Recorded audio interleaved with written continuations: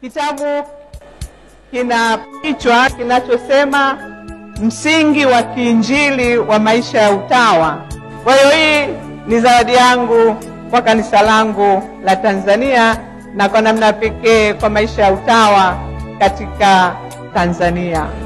Maisha ya utawa ni wasifu wa Bwana wetu Yesu Kristo. Chimbuko la maisha ya utawa ni Kristo mwenyewe. Nampongeza Mama Miriam kwa kutuandikia kitabu cha kututafakarisha kuhusu maisha ya utawa. Asante sana. Kwa kubariki na kukulinda. Tupo hivi tulivyo ni kwa neema ya Mungu tu. Roho yetu ni ya udogo kama ya Mtakatifu Teresia wa Mtoto Yesu.